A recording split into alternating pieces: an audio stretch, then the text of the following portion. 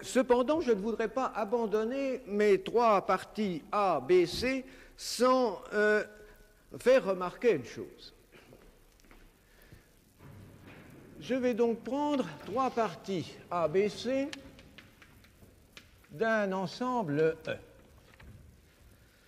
Et comme on l'avait fait à propos de deux parties, nous allons classer les éléments de E par rapport à ces parties. Il y a une première alternative, je vais les prendre dans l'ordre ABC, ou bien mon élément appartient à A, ou bien il ne lui appartient pas, c'est-à-dire il appartient au complément de A.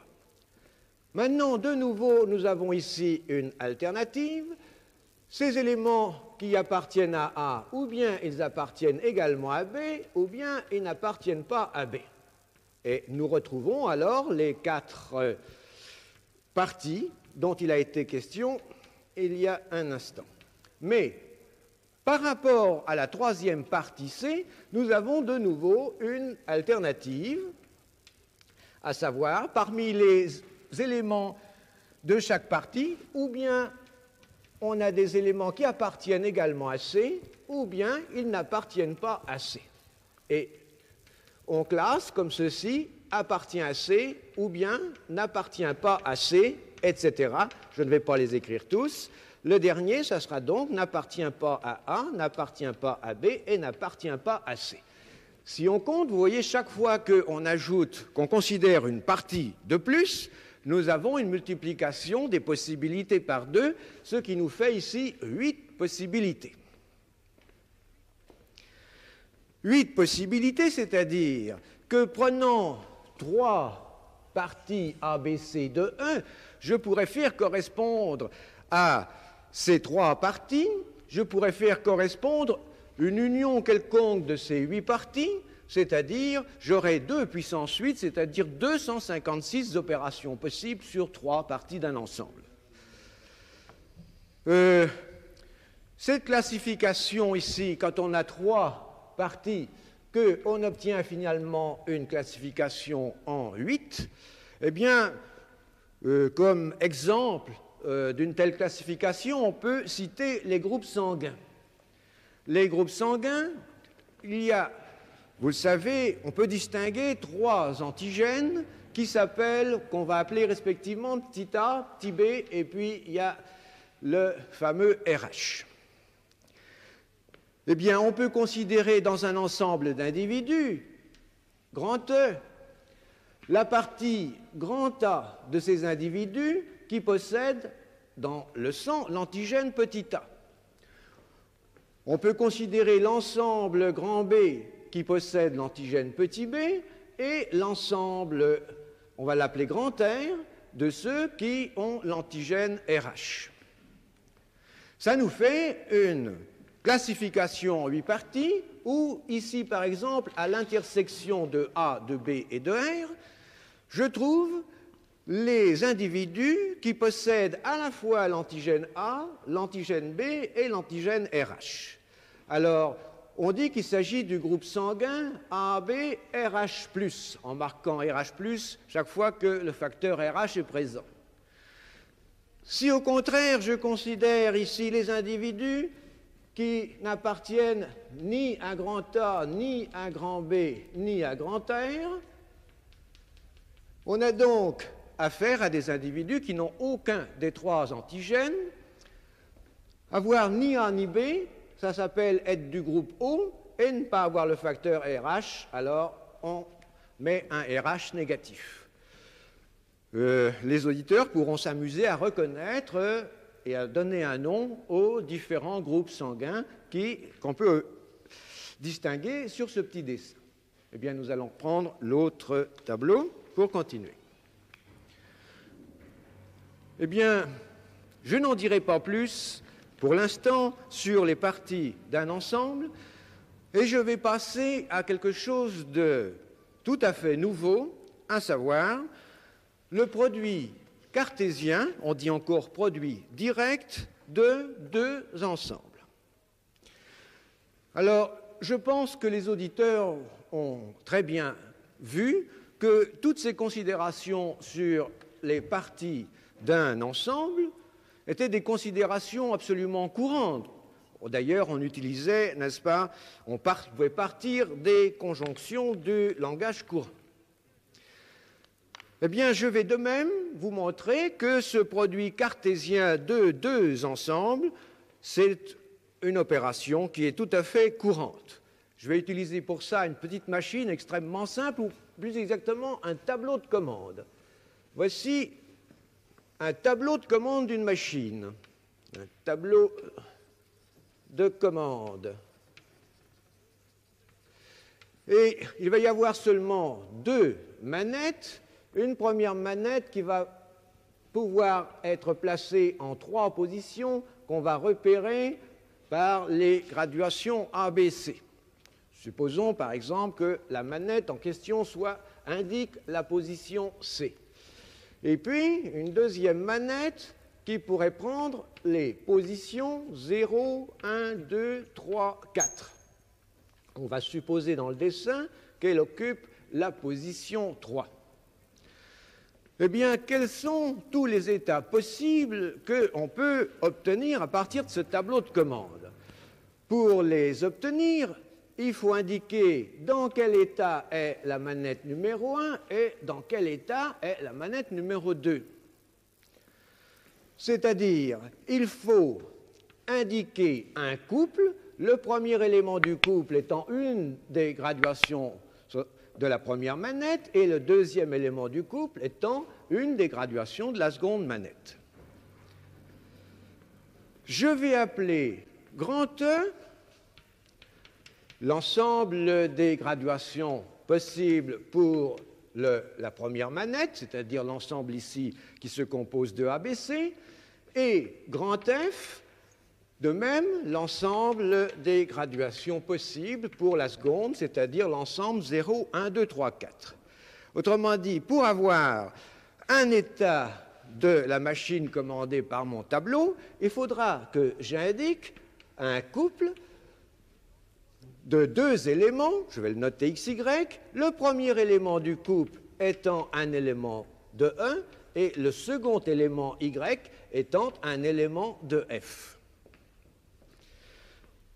Je vais alors considérer l'ensemble de tous les états possibles, c'est-à-dire l'ensemble de tous les couples ainsi définis, et cet ensemble de tous les couples, je l'appellerai le produit direct ou produit cartésien, et on note E croix F. Ici, comme j'ai des petits ensembles, je vais me permettre d'écrire effectivement les éléments, tous les éléments de cet ensemble. Alors vous allez trouver le couple A0, A1, A2, A3, A4, puis ensuite B0, B1, B2, B3, B4, et enfin C0, C1, C2, C3 et C4. Alors, nous avons ici complètement détaillé tous les éléments de l'ensemble E croix F. Vous voyez une chose, dans le cas où E et F sont finis, une chose qui est liée à la définition même de l'opération de multiplication sur des entiers, c'est que le nombre d'éléments du produit E croix F est égal au produit du nombre d'éléments dans E, cardinal de E, par le nombre d'éléments dans F, cardinal de F. Ici, nous avons donc pour notre machine 5, de 0 à 4, ça fait 5 éléments, 5 fois 3, ou 3 fois 5, dans le sens où c'est écrit, 3 fois 5, 15 éléments pour le produit E croix F. Vous allez me dire que c'est un peu arbitraire d'avoir donner des numéros au bouton de commande. On aurait pu appeler 2 ce qui était appelé 1 et 1 ce qui était appelé 2. Autrement dit, au lieu d'envisager le produit E croix F comme je l'ai fait, j'aurais très bien pu envisager le produit F croix E. Alors il faut bien remarquer que ces deux ensembles sont différents. Parce que dans le produit E croix F, vous avez un élément tel que C3, vous avez en première position une des trois lettres ABC, tandis que dans F croix 1, vous avez les lettres A ou B ou C qui vont être dans la deuxième position et au contraire, un des numéros 0, 1, 2, 3, 4 qui va être en première position. Or, nous ne dirons que deux couples tels que XY et X', Y' ne sont égaux que si on a X égale X' et Y égale Y'. Autrement dit, ces deux ensembles, E croix F et F croix E, sont à considérer comme distincts. Je crois qu'on pourrait insister un petit peu entre la différence qu'il y a entre les parenthèses et les accolades. Alors ici, vous voyez au tableau un nouvel emploi des parenthèses pour indiquer un couple. Et ce qu'on nous fait remarquer, c'est qu'ici, effectivement, cette parenthèse n'a plus, premièrement, n'a plus le sens du tout qu'on lui avait donné tout à l'heure. Tout à l'heure, il s'agissait de faire l'opération, n'est-ce pas, qui était indiquée à l'intérieur de la parenthèse. Il ne s'agit plus de ça du tout, il s'agit d'une parenthèse qui contient un couple de nombres. Mais on nous fait remarquer qu'il y a ici aussi une parenthèse, n'est-ce pas, sous forme d'accolade, et que ces deux parenthèses et accolades ne signifient pas du tout la même chose.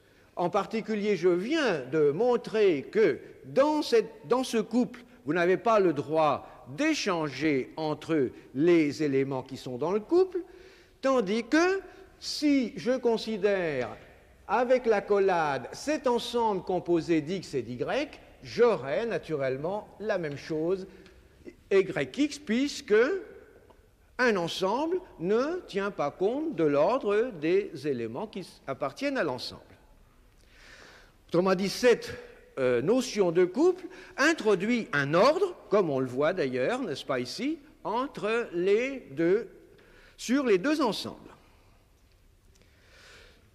Et même, ceci est vrai, même si je considère non pas le produit de deux ensembles distincts, mais le produit d'un ensemble par lui-même. On va reprendre l'autre tableau pour aborder cette question.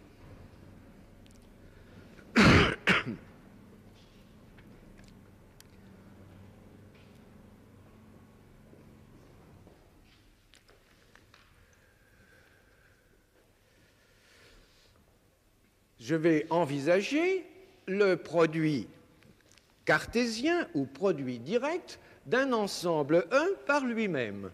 Ce que je noterai donc de la façon suivante, E croix E, qu'on peut abréger encore en E au carré. Eh bien, quels sont les éléments de E croix E?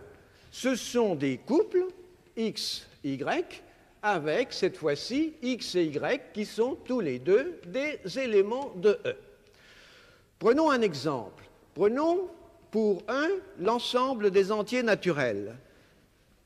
Qu'est-ce que c'est que n carré ou n croix n? N croix n, c'est l'ensemble des couples d'entiers.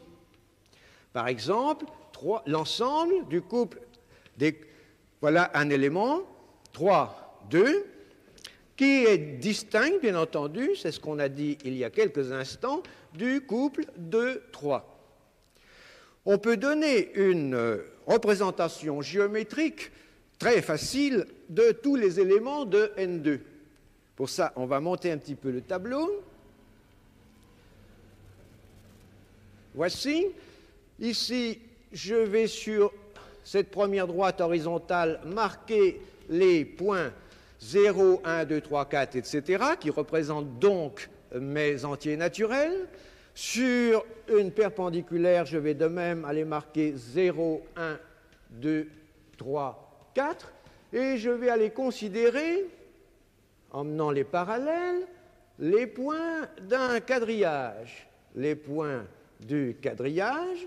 Alors, partant de ces éléments, voici tous les sommets de mon quadrillage.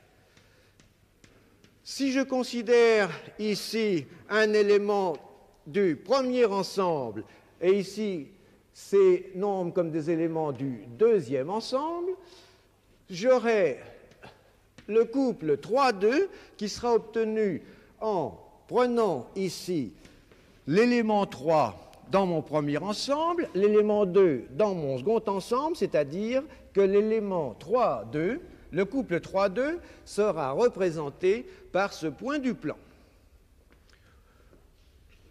Alors que le couple 2,3 sera obtenu en prenant 2 dans mon premier ensemble, 3 dans le second, c'est-à-dire le couple 2,3 sera représenté ici par ce sommet du quadrillage.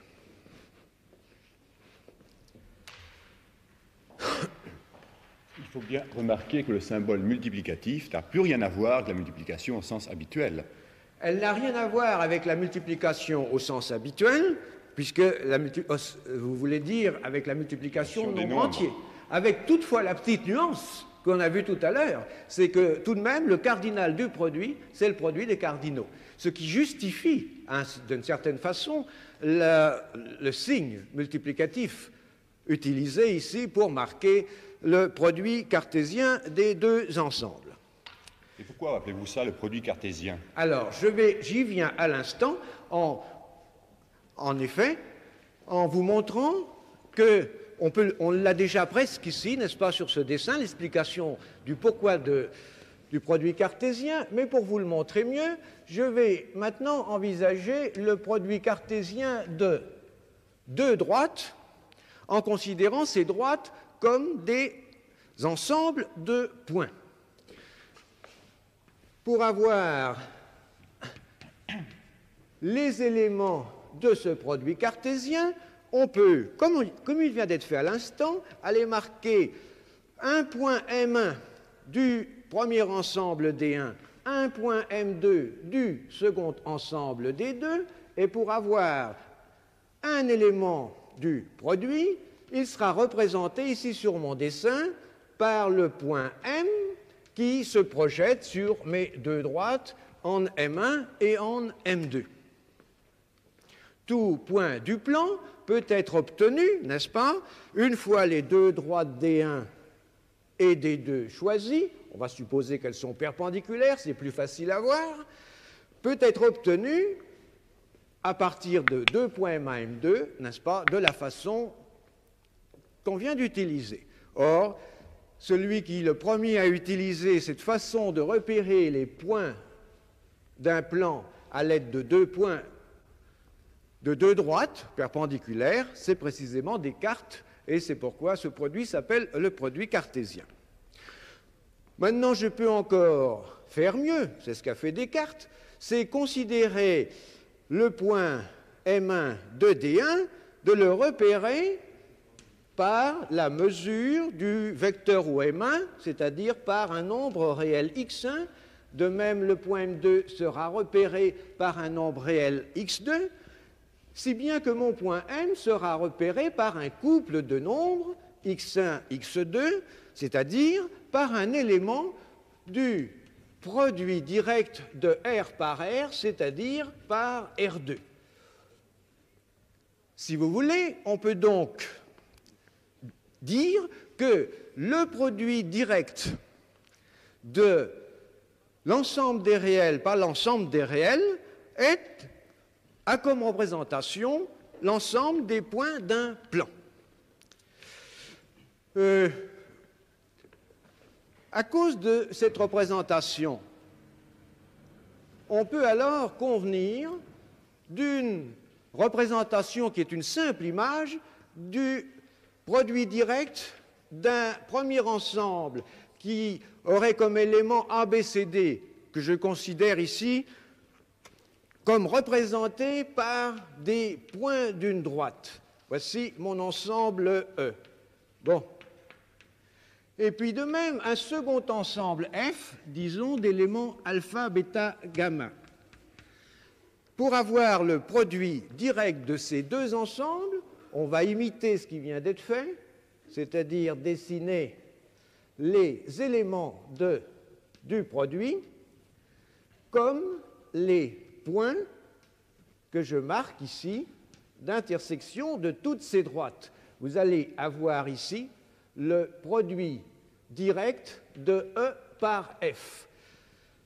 Le point que nous voyons ici représente le couple, alors en premier élément C et en second élément alpha.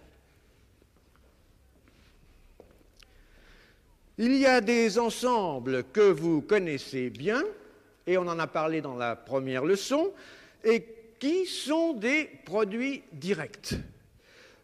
Le jeu de cartes dont il a été question, eh bien, on peut le considérer comme le produit cartésien des couleurs, c'est-à-dire pique, cœur, carreau, trèfle, par les valeurs, c'est-à-dire des 10, As, Roi.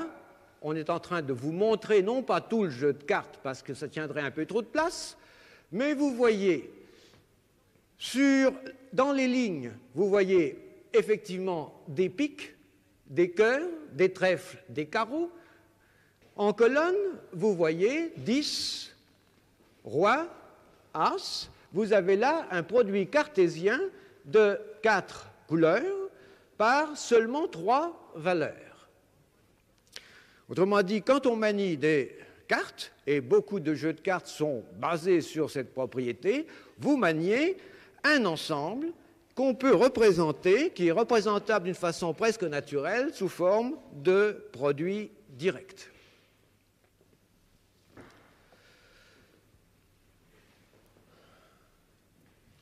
Eh bien, nous allons effacer pour obtenir un tableau.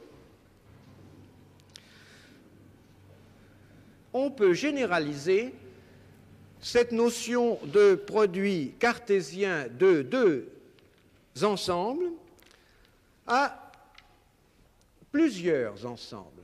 Je vais commencer par prendre 3 ensembles. Prenons donc, rangés dans un certain ordre, 3 ensembles E, F, G. Que va être le produit direct de E par F par G? Eh bien, je vais envisager un triplet au lieu d'un couple, c'est-à-dire une suite de 3 éléments mis dans une parenthèse, tels que X soit un élément du premier ensemble, ce qui est en première position, Y un élément du second ensemble, et Z un élément du troisième ensemble. Alors ici, il faut faire attention à une petite chose, c'est que ce produit cartésien, il n'est pas du tout associatif. Parce que si je considère en effet le produit cartésien suivant, E croix F, et puis ensuite croix G, les éléments de E croix F sont des couples, X appartenant à E, Y appartenant à F, tandis que, à multiplier par G, je vais donc avoir à considérer à nouveau un couple, à savoir un couple dont le premier élément est le couple XY et le second élément Z. Vous voyez que j'ai affaire à un couple ici dont un des éléments est un couple, tandis que dans un triplet, nous n'avons pas du tout cette structure. Il faut bien dire qu'on peut en effet faire correspondre ce triplet avec ce couple de couples, et par conséquent, par abus de langage, on pourrait à la rigueur considérer que ce produit croix de 2 ensembles est associatif. Mais il s'agit nettement d'un abus de langage. Bien entendu, je peux prendre les 3 ensembles identiques et j'aurai alors à envisager par exemple, E au cube, c'est-à-dire E croix 1, les éléments de E au cube seront donc tous les triplets x, y, z avec x, y et z qui appartiennent à l'ensemble E. Tout à l'heure, nous avons vu que R au carré, d'une certaine façon, était représenté par les points d'un plan. On peut de même considérer R au cube, c'est-à-dire les ensembles de suites de 3 nombres réels, rangés dans un certain ordre, et on peut faire correspondre à un tel triplet un point de l'espace, n'est-ce pas, repéré par son abscisse, son ordonnée et puis sa cote. On peut même, de la même façon, envisager le produit direct R4 dont les éléments seraient une suite de 4 nombres réels, x, y, z, t. R, c'est ce qu'on appelle la droite, c'est un espace à une dimension, R2, le plan est à 2 dimensions, R3, c'est l'espace à 3 dimensions. Ici, avec R4, nous avons une représentation de l'espace à 4 dimensions. C'est l'espace dans lequel travaille une théorie bien connue, la relativité, et un quadruplet ici, c'est-à-dire 3 nombres qu'on peut considérer comme représentant les coordonnées d'un point, et puis une 4e coordonnée qui représente le temps, c'est ce qu'on appelle un événement. En somme, R4, c'est l'ensemble des événements. Événements parce qu'on indique un lieu précis et un instant précis. Il n'est pas plus difficile, bien entendu, de travailler dans R4 que dans R3. Il ne serait pas non plus très difficile de travailler dans des espaces à 50 ou 100 dimensions. On ne les verrait pas avec les yeux, bien entendu. Ça voudrait tout simplement dire un espace à 50 dimensions, eh bien qu'on considère une suite de 50 nombres réels, R puissance 50. Je vais donner encore un exemple de produit direct. Je vais prendre pour E les lettres de l'alphabet, A, B, C, etc., jusqu'à Z, et je vais me contenter des 25 lettres de l'alphabet habituel. Qu'est-ce que c'est que, dans ces conditions, E puissance 4 ?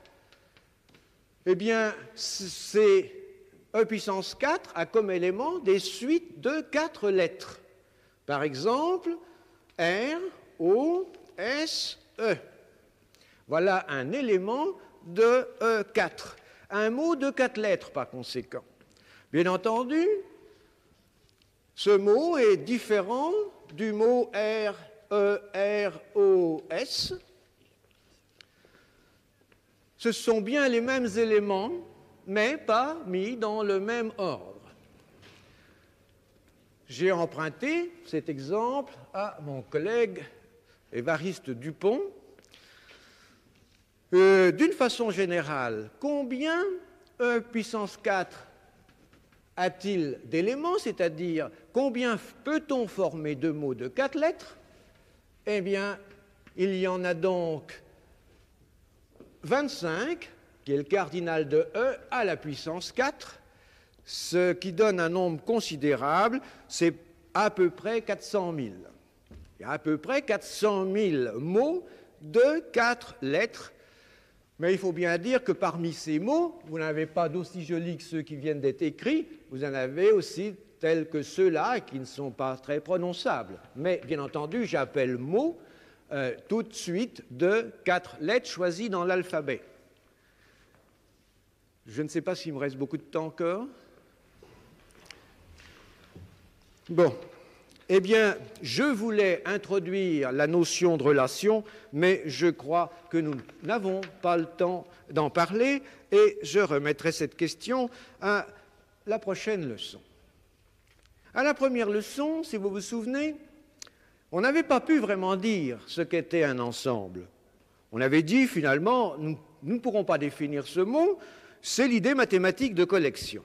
Mais cependant, sur ces ensembles, nous avons commencé à pouvoir travailler, nous avons défini des parties d'un ensemble. Sur les parties d'un ensemble, nous avons envisagé l'ensemble de toutes les parties, et dans cet ensemble de toutes les parties, nous avons fait des opérations. Aujourd'hui, nous venons d'obtenir à l'instant une nouvelle possibilité quand on a affaire à des ensembles, c'est de faire leur produit direct ou produit cartésien. Eh bien alors, il y a une possibilité de dire ce que c'est qu'un ensemble maintenant. Je dirais qu'on a affaire à un ensemble si tout ce que je viens de dire, de rappeler grossièrement, est vrai. C'est-à-dire, c'est un système mathématique où on peut définir les parties, où on peut faire des opérations sur les parties avec les propriétés qui ont été indiquées et où on peut envisager les produits directs. Par exemple, partant de l'ensemble des nombres entiers, eh bien, je peux envisager les parties de cet ensemble, l'ensemble de toutes ces parties. Je peux ensuite faire des produits directs, reprendre des ensembles de parties, refaire des produits directs, et ceci indéfiniment, n'est-ce pas? Et par conséquent, je peux avoir une construction de toutes sortes d'objets mathématiques. Peut-être aussi, ça serait à propos de faire remarquer que là, nous avons peut-être la possibilité de distinguer les mathématiques dites modernes de mathématiques plus classiques. À savoir que les mathématiques classiques partent de notions intuitives, de géométrie par exemple, ou sur les nombres, ou sur la mécanique, et essaient d'édifier, de rendre abstraites ces données primitives, tandis que maintenant, à partir de cette notion d'ensemble qui peut donc être définie en somme par ses propriétés, par ses axiomes, comme on nous l'a fait remarquer tout à l'heure, quand j'ai écrit que l'intersection était associative, on m'a demandé est-ce un axiome que vous admettez ou est-ce que vous le montrez? J'ai répondu, en fait, je ne peux pas le montrer vraiment. Autrement dit, la position raisonnable, c'est d'admettre effectivement que c'est un axiome que je prends dans ma théorie. Il y a donc une possibilité de faire non pas ce que j'ai fait, et qui est une description assez simple des ensembles, mais il y a la possibilité de faire une théorie axiomatique des ensembles. Je ne sais pas si sur ce point, on a des questions à me poser. Monsieur de Béranger, je ne sais pas si vous allez avoir le temps, je crois qu'on pourra le reprendre à l'émission prochaine. Monsieur de Béranger voulait nous expliquer qu'en effet, ces produits directs joue un rôle lorsque, dans son travail, il cherche à classer, n'est-ce pas, à mettre en rapport les clients et les produits de son usine, etc.